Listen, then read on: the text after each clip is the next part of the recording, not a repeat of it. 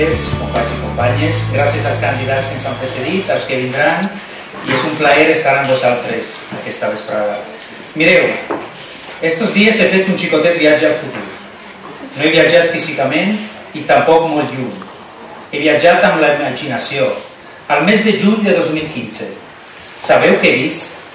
He vist a valencians i valencianes recuperar la seva ciutat. He vist un govern de compromís encapçalat per Joan Ribó, rodejat de regidors i regidores, complint un somni.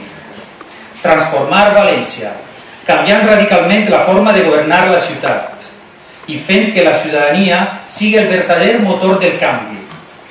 Diu Eduardo Galeano que hay que desaprenderlo todo para volver a aprender. En Compromís ja hemos desaprendido. Hem trencat els marcs cognitius vigents fins al moment. Hem començat a resetejar el sistema imposat, trencant amb les formes autoritàries, casposes, antigues i corruptes. Ara toca crear una nova narrativa per a València.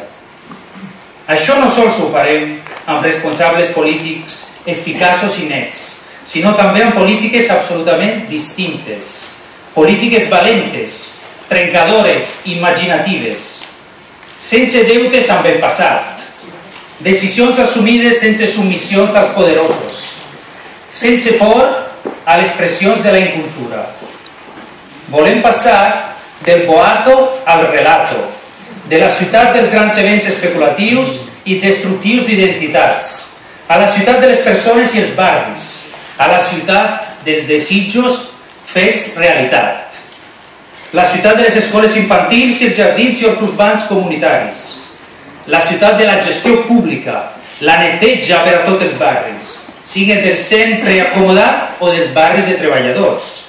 Remunicipalitzar els serveis públics per a que estiguin al servei de la gent, per a que siguin més eficaços i menys cars. Una ciutat verda, la capital mediterrània de la bici, del transport públic front a l'esclavitud del cotxe. Una ciutat que promova la cultura, el talent, la creativitat i la llengua pròpia sense complexos. Una ciutat dels barris, des del maltratat Cabanyal fins a Torrefiel, d'Orriols a la Fonteta, de Benicalap a la Malva, de Campanar a Malilla a Patraix, i així a tots els barris i les pedanies de València.